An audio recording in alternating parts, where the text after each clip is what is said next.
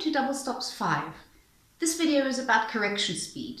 Correction speed is probably one of the most important aspects of violin playing, because no matter how well you play, you'll never hit all the notes perfectly. So the point is to correct them, ideally as fast as possible. If you can correct your notes faster than most people can hear, then you're basically playing in tune. But correction speed has to be trained and practiced. So basically, we start off, very important, what we did in double stops 1, 2, 3, and 4, to give yourself plenty of time to correct, to hear and to correct, so that you're working on correction. And correction speed you get by speeding it up and by putting it into a rhythmical framework with the metronome. We're going to be working with the same patterns that we've been doing in the previous double stop videos, because they're very, very good basics for what you're doing.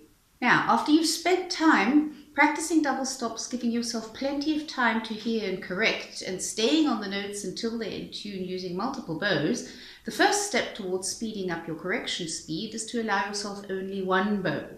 That can be very slow at first, so make sure the steps you take are as small as possible, because you need to be able to master them.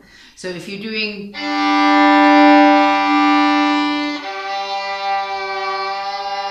doesn't matter how long it takes, just make sure you get it done within this bow.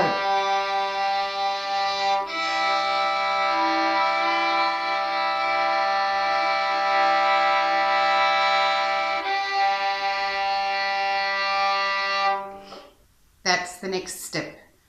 Then the next step of that is to speed up your correction enough that you can use a speed of bow which sounds good. So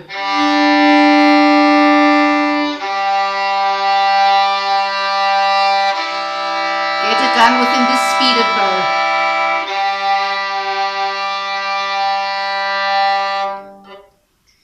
The next thing you do is to try to correct as soon as possible and use the rest of what's left of your bow to mentally prepare the next note, because you're going to need that once the metronome goes on. So prepare the third finger G in your head. Correct. Prepare the first finger E in your head. Correct. Prepare third finger G in your head.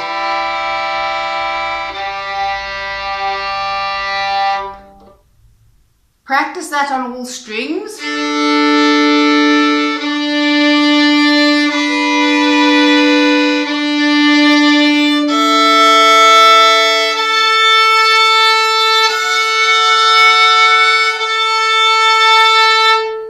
Practice it in minor.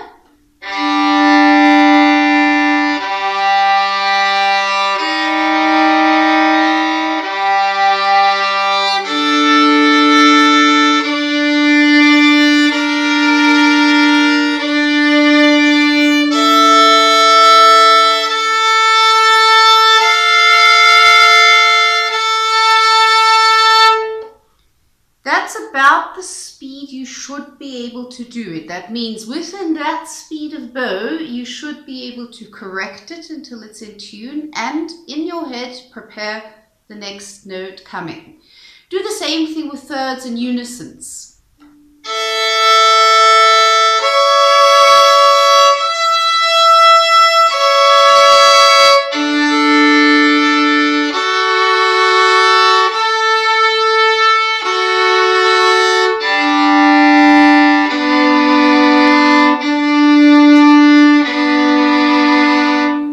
Do that in minor as well.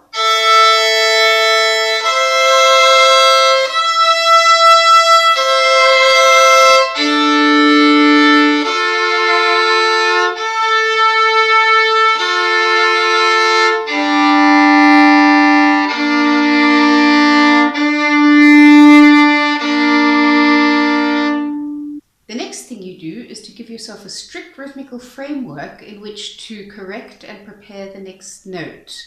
Put your metronome onto very slow quarters using 2 beats to the bow, and you use the first beat to correct and the second beat to prepare the next note. I've got the metronome on 40 now, and you use 2 beats to a bow. And you use the first beat to correct and the second beat to prepare the next note in your head. Prepare,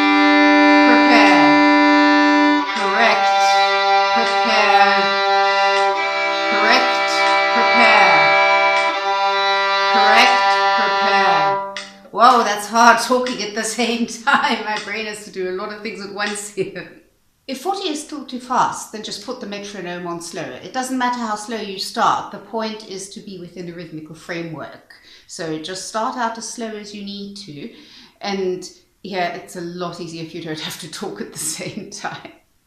When you feel comfortable with the speed of the metronome that you've selected, and you can do that, then you can start speeding it up.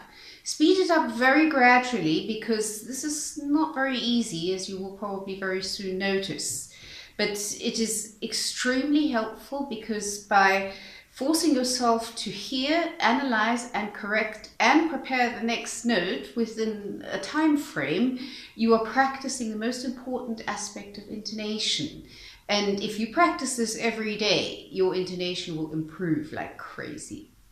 When you're practicing this, it's very, very important to also spend some time practicing the double stops without a rhythmical framework, where you're giving yourself plenty of time to hear so that you can actually work at the accuracy of the intonation and also work at the sound.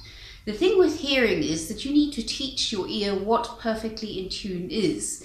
If you don't do that, then there's the danger that your intonation can become sloppy, and that's very bad for violin playing. So as well as practicing it with a rhythmical frame, also give yourself time to practice it without a rhythmical frame, staying on the note until it's perfectly in tune and sounds beautiful.